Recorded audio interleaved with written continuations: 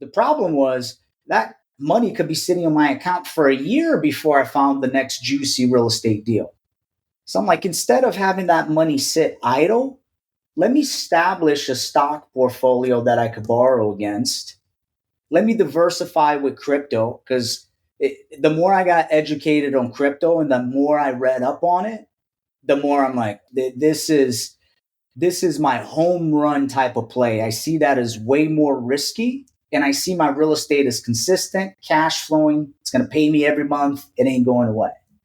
And I also take into consideration my age, right? Like I could afford that risk, right? It's not like I'm older. So just always thinking of the value of the dollar. I could buy this shirt or I could invest it here and have more tomorrow. Welcome, millionaires and future millionaires. You're listening to the Millionaires Unveiled podcast, a show where you'll hear the stories and interviews of everyday millionaires. We'll unveil their decisions, their strategies, and their portfolio allocation. Now to your host, Jace Mattinson. Welcome back to another episode of the Millionaires Unveiled podcast. This is episode 329. Stace, how are you doing? I'm doing great. It's Thanksgiving week, and I am pumped to see my whole family together for the first time in 4.5 years. Yeah, it's going to be great. And happy Thanksgiving to everybody out there in the United States. It's going to be a great week. Hope everybody eats lots of turkey. And if you're in Texas like we are, it's brisket, baby. Super excited for that. Went picked up that Franklin this weekend. So I'm going to have some Franklin brisket. Today, before we get into all the housekeeping, actually, let's do housekeeping first real quick. If you'd like to be on the show, if you hadn't heard your story, send us an email, millionairesunveiled@gmail.com. Always looking for new, great guests, interesting stories. If you haven't heard your profession, hey, we still had somebody write in. They're like, we haven't heard about a professional athlete yet. I'm like, well, you're right. We have not. So one of these days, maybe we'll get a professional athlete on, or news anchors. Haven't had any of them on either. There's a bunch of professions out there that we haven't, and I've got a big list. But at any rate, if you haven't heard your story, your profession, even if you have, send us an email, millionairesunveiled@gmail.com. We'd love to have you on the show. Got a couple great reviews last week from the anniversary episode. Appreciate all those that wrote in and congratulated us. It is quite the milestone, given that, I guess 6 years ago was even before my first child was born. So this thing's older than any of my kids. First baby. Yep, the first baby. Also, if you haven't left a review, please do so. It helps us continue to grow the show. If you've gotten any value out of the show, we would love to have you write us a review. So today, on today's episode, Stace, we've got Lucas. This was a cool interview. Pretty wild. I mean, this guy drives a Rolls Royce, a Range Rover. He's got a bunch of money in crypto, a bunch of money in real estate. He's got some money in the market. He lives a pretty carefree life. I mean, he was dropping 30 grand on going and hanging out with Drake in a party or something. I mean, probably one of the most interesting, and he's really young, interesting interviews as a millionaire, and unconventional in a lot of ways we've ever had. His parents, I believe, were immigrants, so he's a Brazilian immigrant, so to speak, or his parents were. And yeah, just an all-around good dude. Good dude. So he's got a pretty diversified portfolio. Actually, he's worth about 2.3. He's got a good chunk in crypto, which we get into, which is pretty interesting because I think crypto has fallen off the map for a lot of people, but he has been buying and continues to buy crypto and has for a while. He's got about $500,000 in there, and then some real estate, and he works as a real estate agent as well, and lives in the Northwest in a pretty high cost of living area. So without any further delay, let's get into the interview with Lucas. Lucas, do you want to just give us a little about your background and what you're up to now? Yeah. So let's see. I'm a real estate guy. I've been in real estate for about 8 years now. We were voted the #1 Seattle team in Seattle. We're doing a little over 130 transactions a year. During my real estate career, I got started investing in real estate. And throughout my career, I've been, nibbling stocks and crypto and other asset classes. That's a little bit about me. Good deal. And I want to get into the career and the trajectory and everything that you've done and built over the last 8+ years. But before we do, what's your net worth today? Probably around 2.3, 2.4 million. Okay. And how is that broken up? So I have, geez, okay, so probably I got about $250,000 in stocks. That's outside of a Roth, or it's just an individual stock account. In my Roth, I probably have Roth between the Roth and a SEP in retirement accounts, about $100,000 there. I probably have close to 500,000 in crypto, spread out, some on Coinbase, some in cold storage. And then the majority of my wealth is probably in real estate. I probably have, I don't know, anywhere from 1.7 to $2 million in equity tied up in apartment buildings that are located in Clarksville, Tennessee. I'm also a LP on a 96 unit portfolio in Chicago. So mainly real estate, some stocks, some crypto. Then I have other weird things like watches that are kind of valuable and some cars that, are a little bit pricey, but and some cash. So Good deal, man. We got quite the spectrum here. I want to take a deep dive on some of these, but before we get into the real estate and some of these other ancillary assets, let's take a dive into the stocks real quick. So, do you buy individual stocks then as part of kind of a brokerage account? So I used to. Over the last year, it's funny because everyone looks like a genius when the market is running up. And I made a killing when I just timed it perfectly. When COVID happened, I was out. When it hit, I got back in pretty heavily. And then the market started coming down and I realized I don't want to keep track of these stocks. So I have a good friend who's a wealth advisor, and basically I'm mostly index funds. And I set up an account with him because I'm able to borrow through that stock portfolio at the prime rate because we have an existing relationship. So I park, that portfolio there. I still play around with like 20, 25K where I kind of pick stocks that, I claim to be a genius on, but I'm really not. And yeah, that's kind of how my stock portfolio is set up now. So I got a guy that at Wells Fargo that basically oversees it. So he oversees it, but you're still making the picks. He's a good friend of mine. I trust him to make the picks, and Okay. it's pretty vanilla stuff. It's like, low cost index funds. Okay. We have a working relationship, and he was able to get me. The biggest thing for me is I don't have to think about it. He's like, we're going to return around, X amount a year pretty consistently. And I'll get you'll be able to borrow against this account at the prime rate. Normally you have to have a much higher account to get the prime rate. But since he was able to get me a prime rate that I could borrow against. So it allows me to pull cash from that portfolio and go do real estate deals if I need to. I got out of that 250K that I have there, probably got 60 out right now. I closed on an investment property just last week and my down payment came from that. So, do you use that frequently? Not really.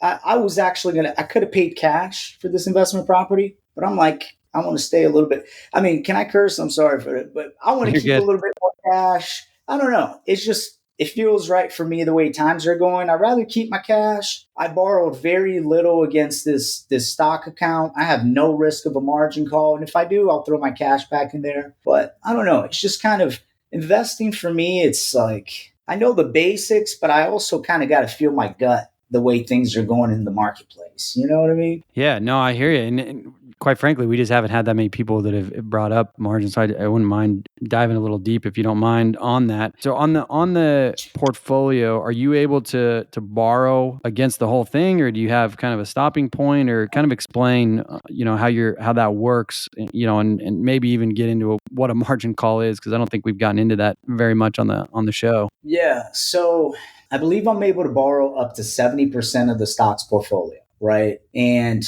I believe 65, 70% of the stocks portfolio. And it's super easy.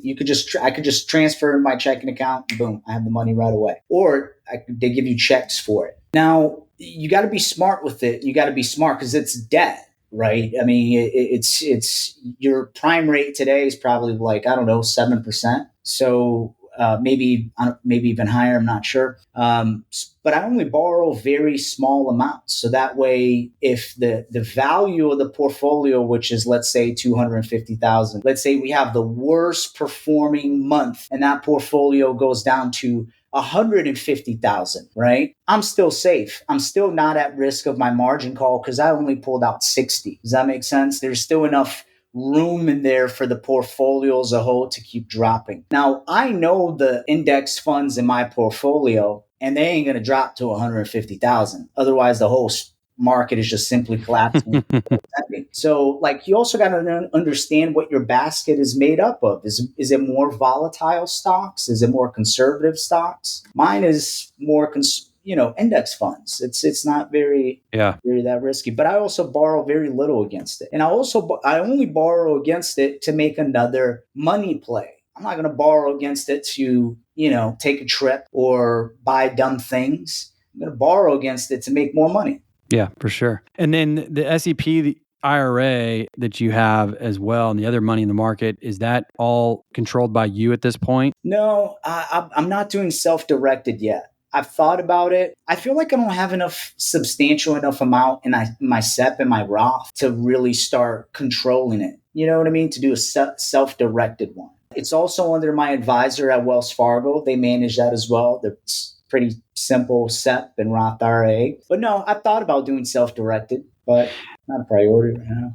As a real estate guy, I mean, typically we see people that are hardcore real estate. You work in the industry, you invest heavily in it. Why even play with the market at all? Well, I mean, not all markets work in the same way. Sometimes I need my issue and what I did for a lot of years, I was really heavy into real estate, very little into crypto, and very little into stocks. And what I would do is I would sell a bunch of real estate, park a bunch of money in my checking account until I find my deal. Problem was that money could be sitting in my account for a year before I found the next juicy real estate deal. So I'm like, instead of having that money sit idle, let me establish a stock portfolio that I could borrow against. Let me diversify with crypto, because the more I got educated on crypto and the more I read up on it, the more I'm like, this is my home run type of play. I see that as way more risky. And I see my real estate as consistent, cash flowing. It's going to pay me every month. It ain't going away.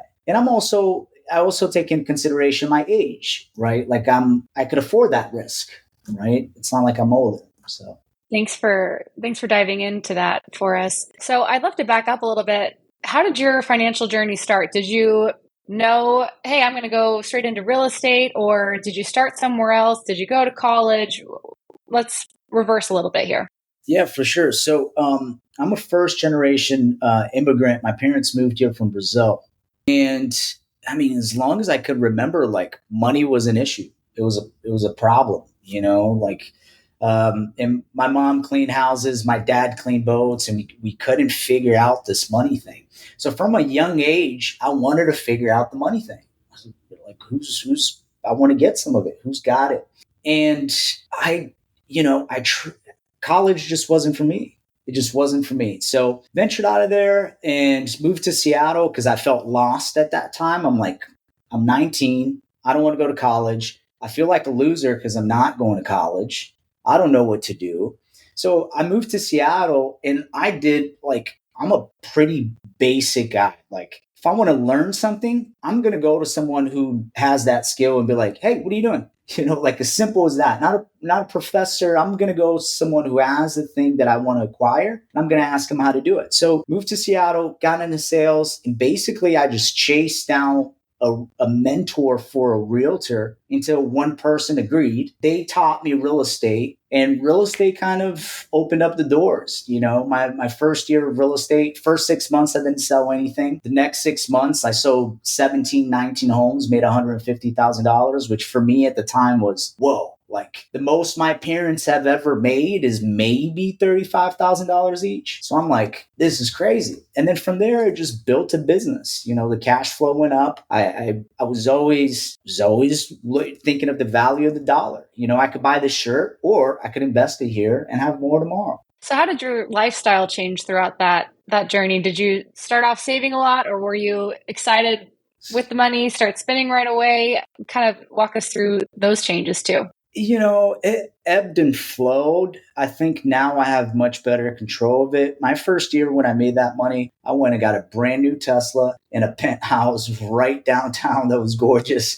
And Yeah, you did. I just thought I was on top of the world. But what happened was after about a month and a half, I thought I was so focused on where I was going to live, the car that I was going to drive, how I was going to look, that I stopped focusing on my goal of building a real estate business. So my income went all the way down to the point where I had to drive Uber on my Tesla. And that was the last time. I said that was the last time I will have cash flow problems. And so from there, I was very conservative. I still splurge for sure. I bought a $275,000 Rolls Royce 6 months ago. That's stupid. There's no reason, like why somebody needs a car that costs that much money. But it was a splurge that gave me a massive tax write-off, right? That will help me continue building my brand, right? So I realize the older I get and the more money I acquire, that like material things really don't make you that happy. It's kind of an illusion. Like the things that really make me happy spending money today is hanging out with my friends, seeing my family, traveling. It doesn't cost a lot of money, so. At what point did you start investing in the market alongside your real estate career? So that started probably about heavily. I would be in and out of the stock market, right? All throughout my real estate career. But I've been parked in the market pretty consistently for the last 2.5 years for my individual stock account. For the Roth and the SEP, they've been sitting there for a while. But for my individual stock portfolio, I've been consistently building that for the last 2.5 years. And before, the mistake that I was making is I would be in and out. So I'll be paying too much taxes. I'll make money in real estate, park it in a stock account, play around with stocks, make some money, pay crazy taxes because I was liquidating it in less than a year to go buy a real estate deal. Now I let the cash sit on the stock portfolio. If I really need cash, I borrow against it and go buy the real estate deal. That way my stock portfolio is still going up. I could still control the real estate deal. That's great. So you've really figured out how to minimize tax costs throughout this wealth building process as well.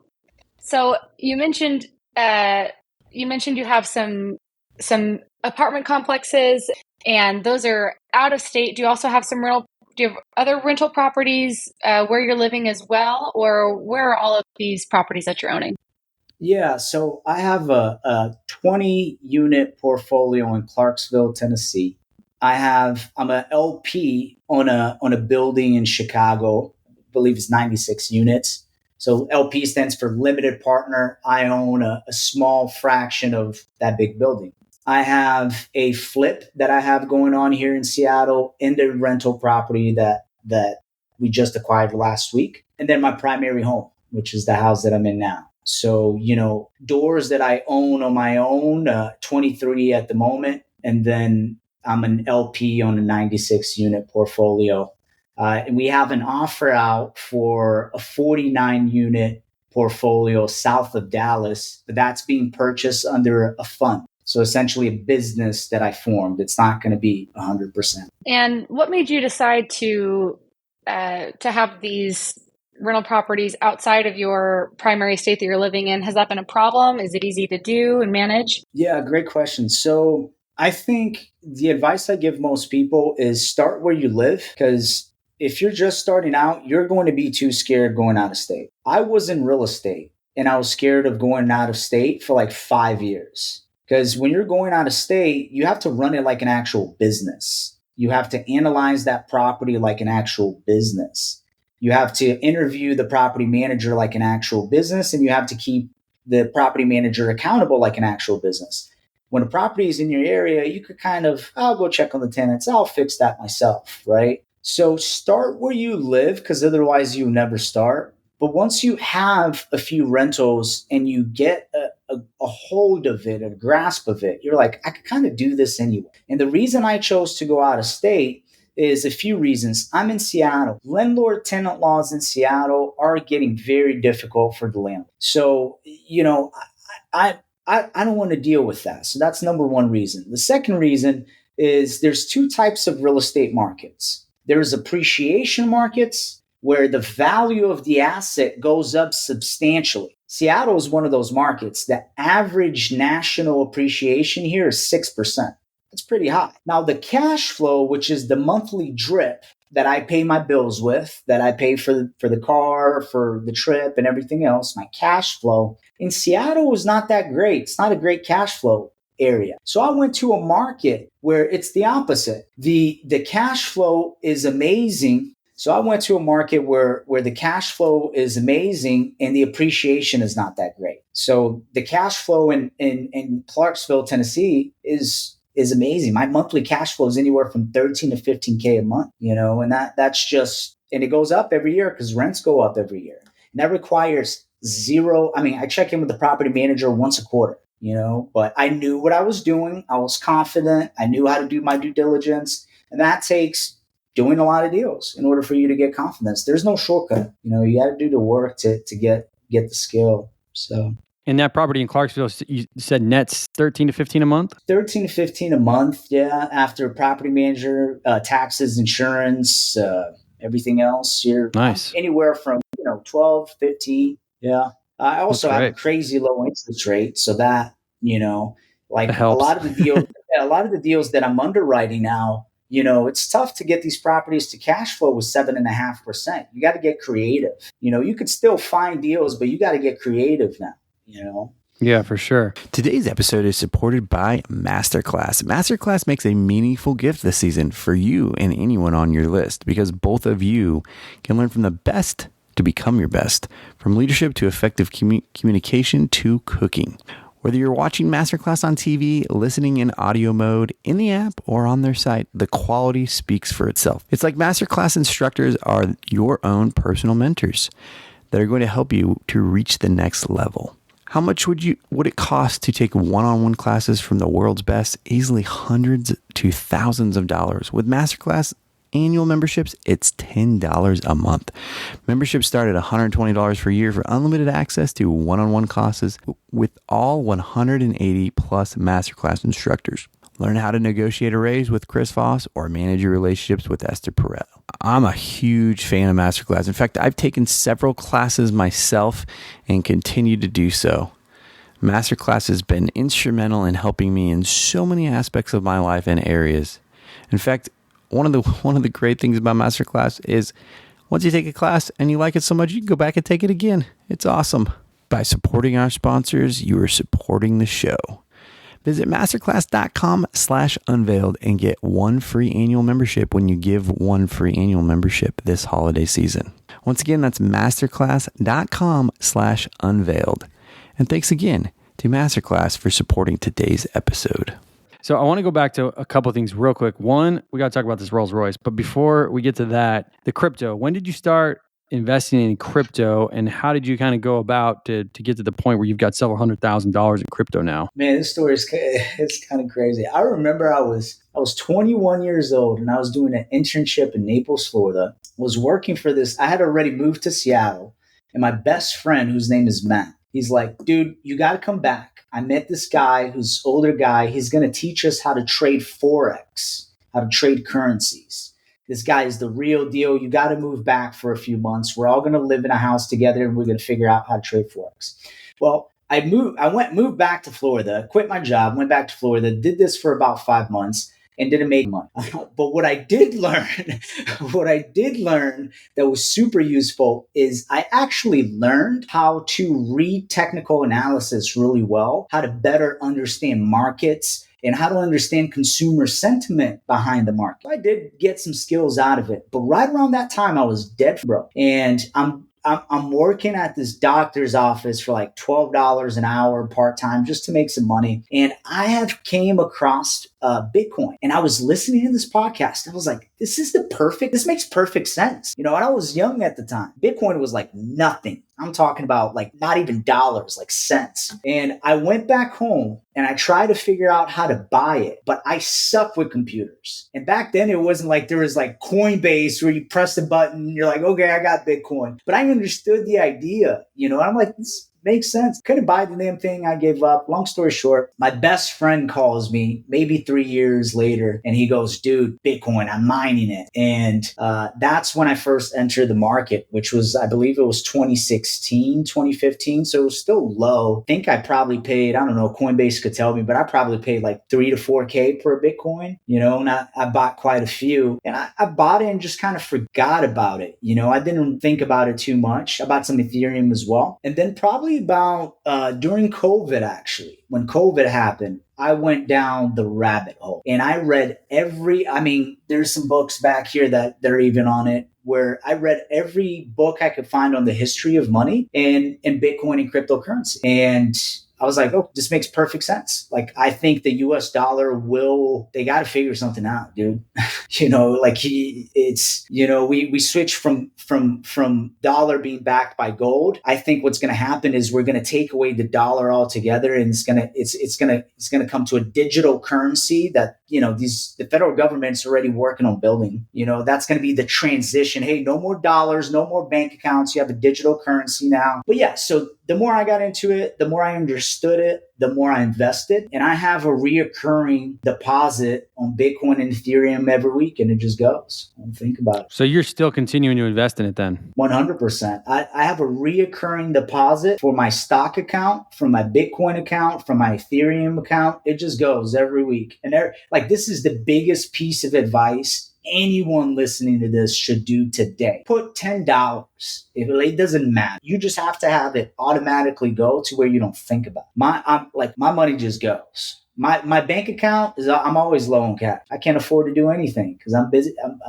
I'm buying assets. It just goes.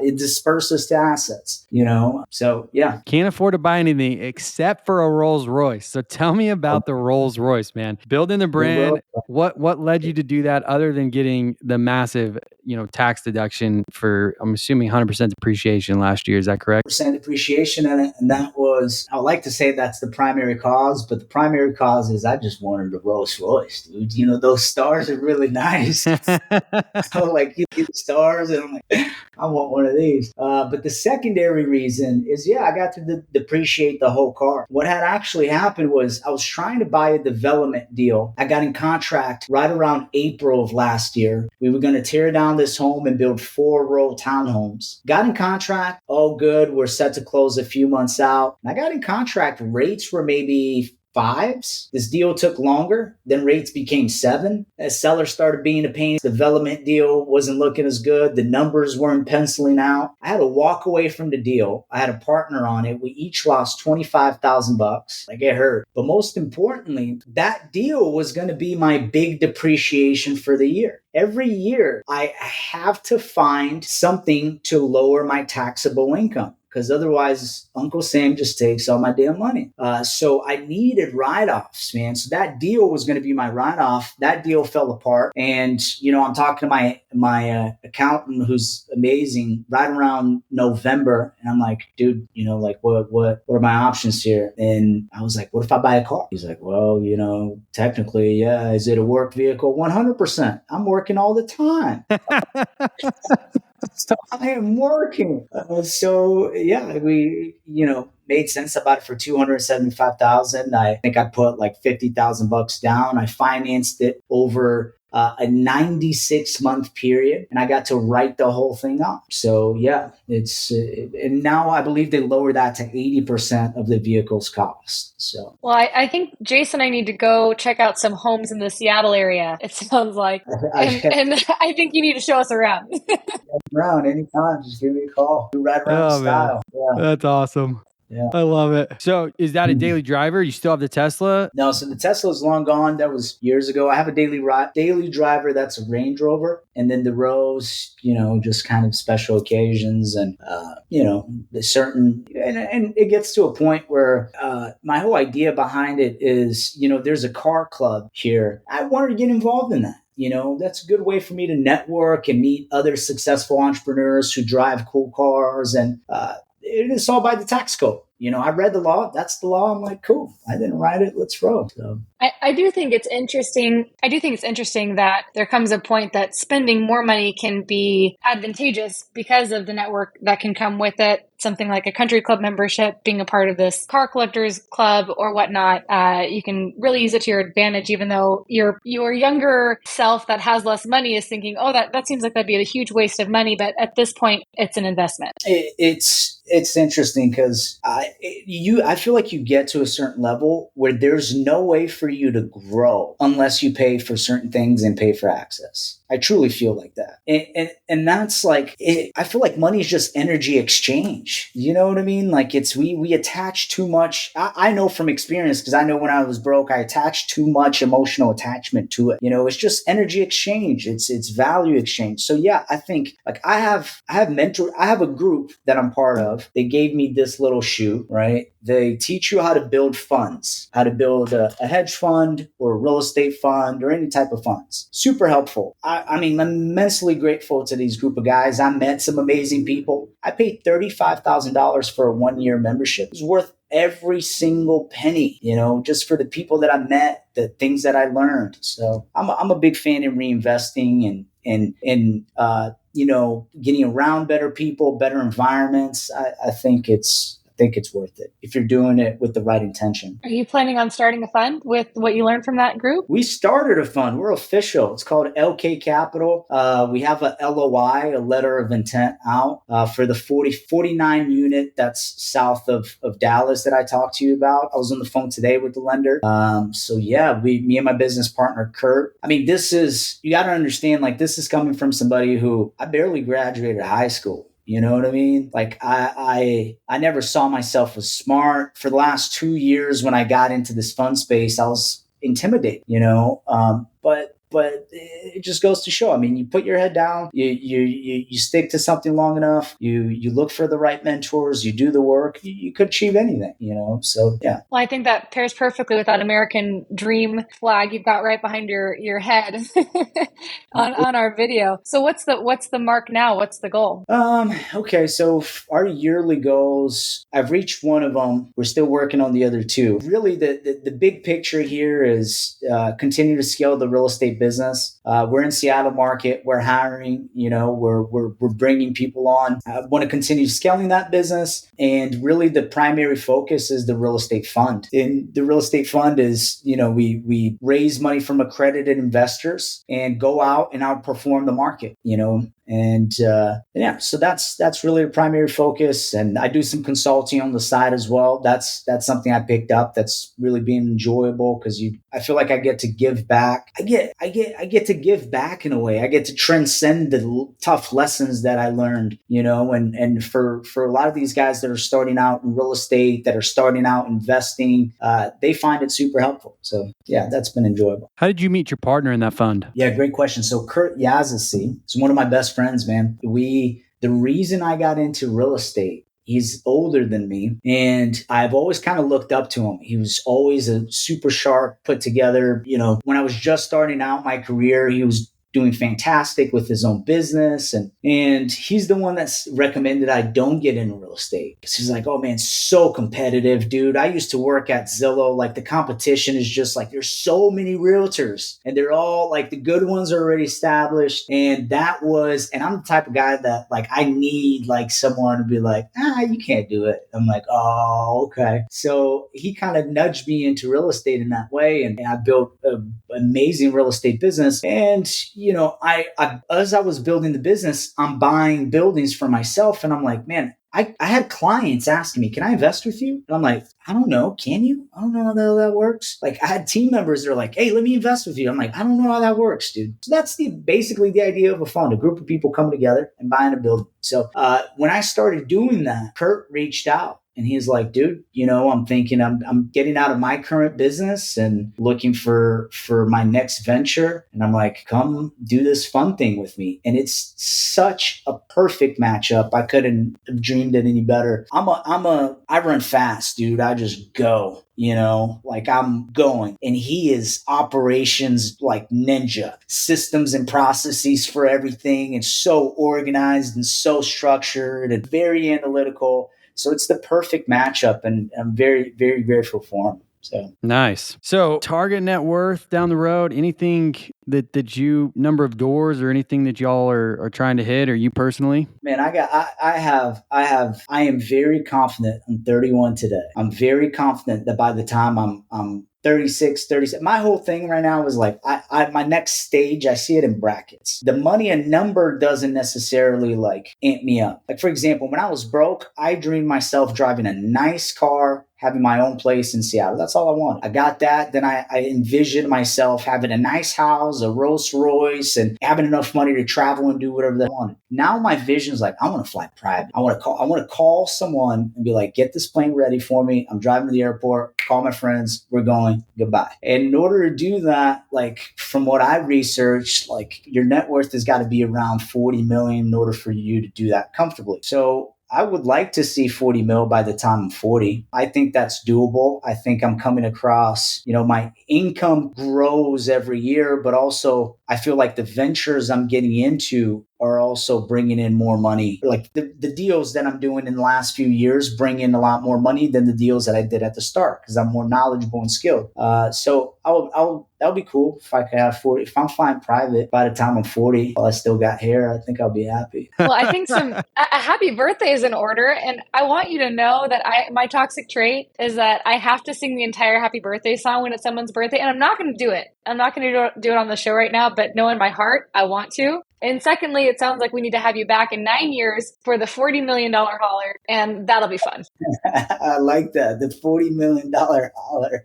Oh, that's a good one. I'm going to take that one home. There you go. That'll be awesome. Well, let's wrap up with some rapid fire questions. What's the most expensive pair of shoes that you purchased? I bought some red bottoms, Christian Louboutin, whatever. I don't even know how to pronounce it. Louboutin, I think, is what they tell me. Yeah, we're gonna educate you here. Louboutin. I don't own any myself, but I know how to pronounce it. I'm foreign, so excuse me. But yeah, I probably spent $1,200 on those. I was in Rome and just felt right. So I love it, man. Okay. What about the most expensive meal out that you've paid for? Most expensive meal out. Oh boy. Like, I mean, I've picked up dinner for a big crowd, like an individual meal or like the whole crew. Whatever. Yeah. I probably spent like a good like 7G. We're going to a Drake concert where I'm hosting it for my team and everything. He's coming to Seattle. I'm a big Drake fan. That costs 13 G's, it's pricey. And I'm hosting everyone. So yeah. Is that the most expensive experience or trip, or would that fit under that for you? Trip or experience. That's up there. I mean, I've done tables in Vegas and stupid stuff like that, where me, a couple of group of friends like spend 20K on a table to see some big artists. And, like it's for the business technically, it's a business event. So, but yeah, I don't know, probably somewhere in there, 13, 15. The Europe trip that I went on was pretty pricey. We did some damage there. So. Definitely buying shoes at $1,200, right? That'll help you quick. Yeah, we did some damage, but at the same time, like I work so much. And I love what I do. I work all year long. I'm a workhorse. That's what I do. So like, I wanted to take my girlfriend on a nice trip. We were gone for 2.5 weeks. We did whatever she wanted, like bought whatever, ate whatever. Let's do it, baby. But if it's up to me, dude, like I like working, like. Awesome. What's a key lesson that you learned from childhood? Key lesson that I learned from childhood, never be a victim, never be a victim. Whatever you're going through, whatever challenges you have, whatever happened to you, stand tall, put your chest out, shoulders back, and handle business. Never be a victim. Because I think when you're a victim, you give your power. And if you take ownership of reality and how powerful you truly are, you can do anything regardless of what you have done or what has been done to you. So awesome. What's the craziest thing you've ever done to earn money? Craziest thing I've ever done to earn money?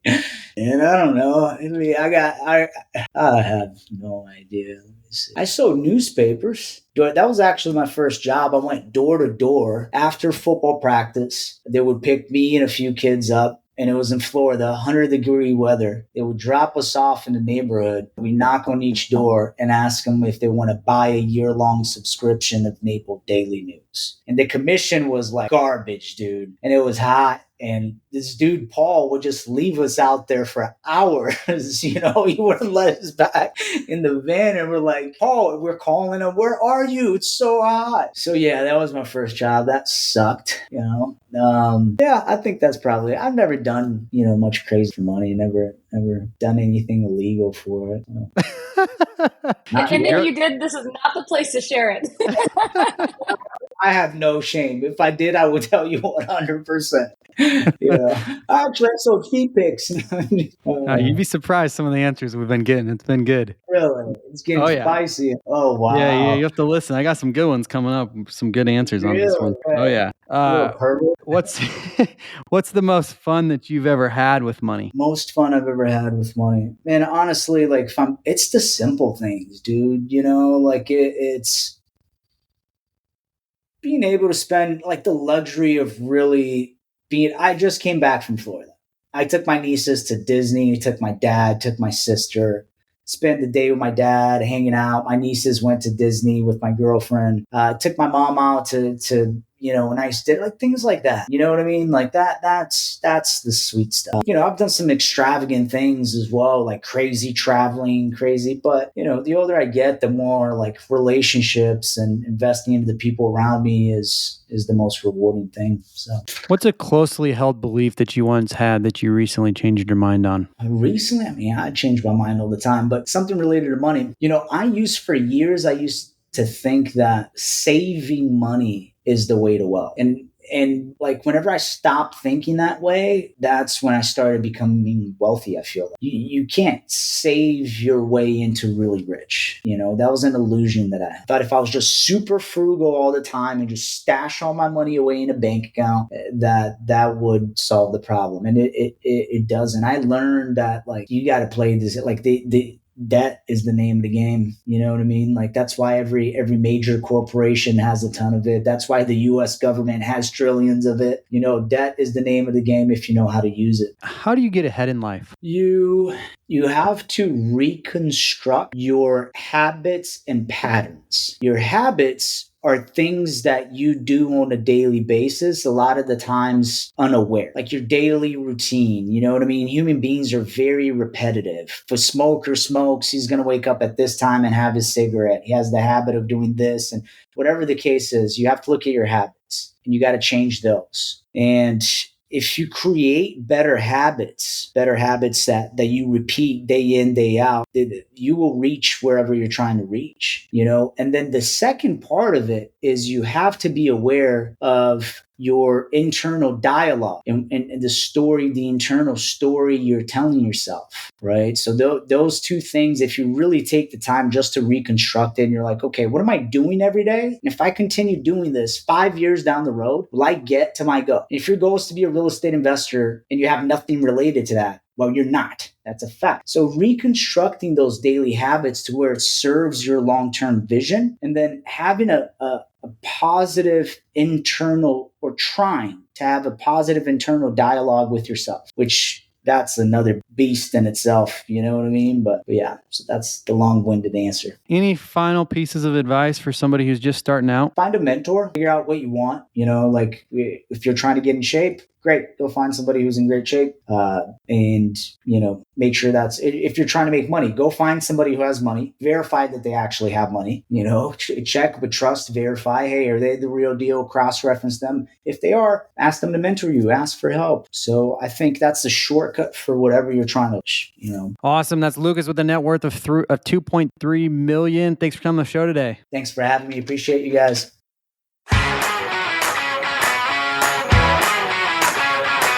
Thanks for listening to the Millionaires Unveiled podcast with Jace Mattinson. For more stories, investment opportunities, and information, check out our website, millionairesunveiled.com. See you next time when you'll hear from another everyday millionaire.